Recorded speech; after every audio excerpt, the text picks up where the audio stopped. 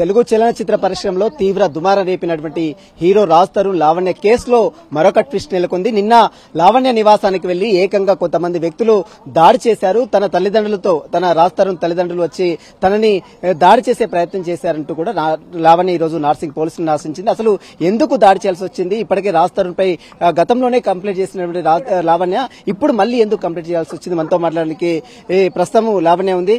ఎందుకు మీపై దాడి చేయాల్సి వచ్చింది? అసలు ప్రధాన ఎవరెవరు వచ్చారు? ఎందుకు దాడి చేయాల్సి వచ్చింది? ప్రాపర్టీ కోసమే చేశారని ప్రధానంగా చెప్పుకోవచ్చండి. చాలా ప్లాన్ ప్రకారంగానే చేశారు. ఫస్ట్ రాజ్ తరుణ్ ఇంట్లో నుంచి వెళ్ళిపోయాడు.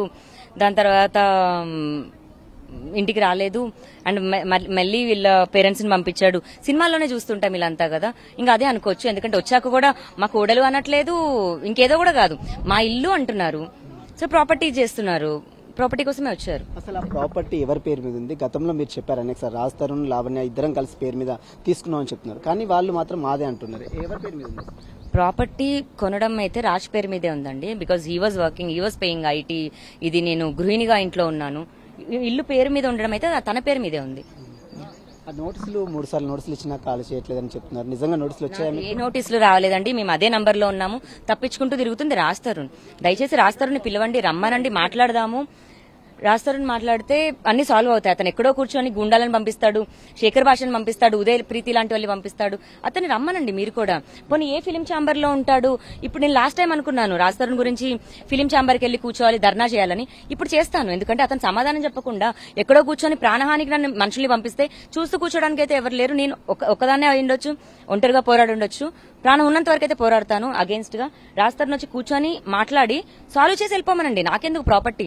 ఒకవేళ అదే ప్రభుత్వం ఆ ప్రాపర్టీకి లేదా అతని జీవితంలో నేను లేను, నేను అన్ని అబద్దం చెప్తున్నానని చెప్పనివ్వండి ప్రభుత్వం, నేను వదిలేసి వెళ్ళిపోతాను. కానీ అంతవరకు నేను ఆపేదైతే లేదు. ఇదే రాజ్ తరుణ్ పై గతంలో మీరు కంప్లైంట్ చేశారు. యాంటిసిపేట్ బెయిల్ మీద ప్రస్తుతం అతను ఉన్నాడు. అయినప్పుడు కూడా మళ్ళీ నిన్న తన తల్లిదండ్రులు ఎందుకు పంపించాడంటే ఏం చెప్తున్నారు వాళ్ళు? ప్రాపర్టీ కోసమే ప్లాన్ చేసుకుని వాళ్ళు ఏదైతే పక్కడబందీగా ఉన్నారో శేఖర్ భాష త్రూగానే జరిగిందండి. ఎంత ప్లాన్డ్ గా అంటే ఒకరి తర్వాత ఒకరు వచ్చారు. వాళ్ళ పేరెంట్స్ వచ్చారు, గుండాలు వచ్చారు, శేఖర్ భాష వచ్చాడు, ఉదయ్ ప్రీతి వచ్చారు, తర్వాత మేఘనా వచ్చింది, పెట్రిషా వచ్చింది రిపోర్టర్. అందరు ఒకరి తర్వాత ఒకరు వచ్చారు. వచ్చి డైరెక్ట్ అటాక్ చేశారా? సీసీ కెమెరాలు అవన్నీ ఉన్నాయి కదా ఇంట్లో, బట్ ఏం గుండాలు వచ్చినప్పుడైతే డైరెక్ట్ గా అటాక్ చేశారండి. ఈ సిండికేట్ బ్యాచ్ వచ్చినప్పుడైతే వర్బల్ గా అటాక్ చేసుకుంటూ వచ్చారు. మొత్తం ఎంతమంది వచ్చారు? రాజ్ తరుణ్ తల్లిదండ్రులతో వాళ్ళందరితో పాటు రాజ్ తరుణ్ తల్లిదండ్రులు కూడా వచ్చారా?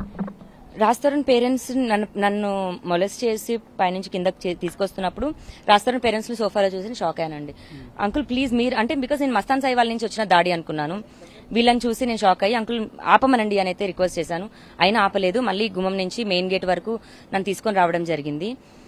అండ్ అంతే. రాజ్ తరుణ్ పై మీరు గతంలో కంప్లైంట్ చేశారు, మళ్ళీ వెనక్కి తీసుకుంటున్న కంప్లైంట్ అని కూడా గతంలో మీడియా సమావేశంలో చెప్పారు. ఎందుకు ఇంత ప్రేమ ఎందుకు అతని మీద? అంటే ప్రేమించాను కదండి. ఇప్పుడు లైఫ్ లో మనకు అన్ని అప్ అండ్ డౌన్స్ అవుతాయేమో, మూవ్ ఆన్ అవుతానేమో, కానీ రాజ్ నాకు అంతే. కాకపోతే ఒకవేళ వద్దు అన్నాడు అని నాకు చెప్తే నేను కూడా మూవ్ ఆన్ అయిపోతాను అంతే. శేఖర్ భాష పదే పదే మీకు దాంట్లో ఇన్వాల్వ్ అవుతున్నాడు. ఎందుకు శేఖర్ భాష ఎందుకు ఇన్వాల్వ్ అవుతున్నాడు? నిన్న కూడా వచ్చినాడు చెప్తున్నారు కదా, ఎందుకు వచ్చాడు? ఇప్పుడు న్యాయం కోసం పోరాడుతున్నా నేను మగజాతి ఆనిముత్యాన్ని న్యాయం అంటే అతను న్యాయంగా వెళ్తున్నాడా? ఇప్పుడు నేను చట్టం కోసం పోరాడుతున్నాను, మగజాతి ఆనిముత్యాన్ని నేను హీ టీం కోసం చేస్తున్నాను అని అన్న వ్యక్తి చట్టపరంగా వెళ్ళాలి కదండి. ఈ దాడి ఏంటి? కూర్చొని ధర్నా ఏంటి? ఇప్పుడు అతను కూర్చొని ధర్నా చేస్తే లావణ్య ఇంట్లోంచి బయటకు వచ్చేస్తుందా? ఏం ధర్నా అండి అది? నిన్న శేఖర్ భాషతో పాటు ఇంకా ఎవరెవరు వచ్చారు? వాళ్ళ పేర్లు ఏమని తెలుసా? శేఖర్ భాష, ఉదయ్, ప్రీతి, సోషల్ యాక్టివిస్ట్ మేఘనా, ఇలా కొంతమంది వచ్చారండి. పోలీసులు ఏం చెప్తున్నారు? ఇంతగానో మీరు ఆల్రెడీ గతంలో కేసు పెట్టారు, దాని మీద ఇంతవరకు చార్జ్ షీట్ వేయలేదు. మీరు గతంలో కూడా మీరు అనేకసార్లు మీడియాతో మాట్లాడారు. ఇప్పుడు పోలీసులు ఏం చెప్తున్నారు నిన్న దాడికి సంబంధించిన విషయం? దేనికి ఛార్జ్ షీట్ వేయలేదు. రాజ్ తరుణ్ ఛార్జ్ షీట్ అయిపోయిందండి. రాజ్ తరుణ్ ఛార్జ్ షీట్ అయిపోయింది. మస్తాన్ సాయిది కూడా ఛార్జ్ షీట్ అయింది. మస్తాన్ సాయి కస్టడీలో ఉన్నాడు. ఇప్పుడు నాకు జరిగిన దాడికి నేను రాజ్ తరుణ్ ఎందుకంటే యాంటిసిపేటరీ బెయిల్లో ఉండి ఇప్పుడు తప్పు అతను చేస్తే ఏంటి, పక్కన వాళ్ళతో చేపిస్తే ఏంటండి? ఎవరి నుంచి వచ్చిన సోర్సే కదా ఉంటుంది.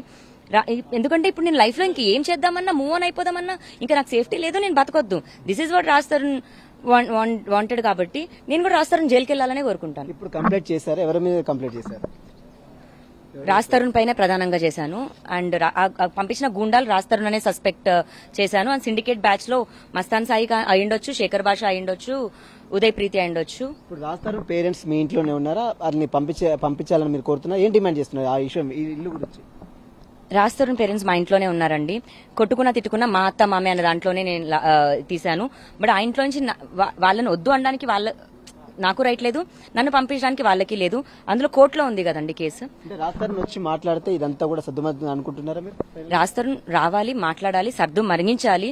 ఇలా అటాకులు చేసుకుంటూ నువ్వు మళ్ళీ హీరోగా నీ సినిమాలు ఎవరు చూస్తారు? పోనీ నువ్వు హీరోగా నువ్వేమి ఇచ్చేస్తావు?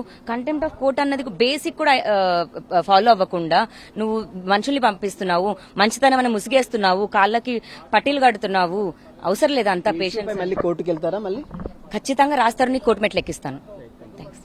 మొత్తం మీద తన ఉంటున్నటువంటి ఇల్లుని మళ్లీ స్వాధీనం చేసుకునేందుకే తన రాజ్ తరుణ్ సంబంధించినటువంటి స్నేహితులతో గుండాలని తన ఇంటికి పంపించి తన తల్లిదండ్రులతో తను బ్లాక్మెయిల్ చేయించి తనపై దాడి చేసే ప్రయత్నం నిన్న రాజ్ తరుణ్ చేశాడు. ఇదంతా కూడా వెనక ఉండి శేఖర్ భాషని ముందుంచి ఇదంతా కూడా రాజ్ తరుణ్ నడిపిస్తున్నాడు. కాబట్టి రాజ్ తరుణ్ తో పాటు తన కుటుంబ సభ్యుల నుంచి తనకు ప్రాణహాని ఉంది. ఎట్టి పరిస్థితుల్లో ఆ ఇల్లు వదిలిపెట్టే ప్రసక్తి లేదు. ఖచ్చితంగా రాజ్ తరుణ్ రావాలి, ఖచ్చితంగా అతను వచ్చి మాట్లాడితే దీనికి ఒక సొల్యూషన్ వస్తుంది. ఖచ్చితంగా దీని విషయంలో న్యాయస్థానాన్ని ఖచ్చితంగా ఆశ్రయిస్తాను, తనని జైలు మెట్లు ఎక్కించేంత వరకు తన న్యాయ పోరాటం కొనసాగిస్తున్నట్టు కూడా లావణ్య చెప్తున్న పరిస్థితి. వెడిల్స్ నవీన్తో Sunil 10 TV, Narsingi police station నుంచి.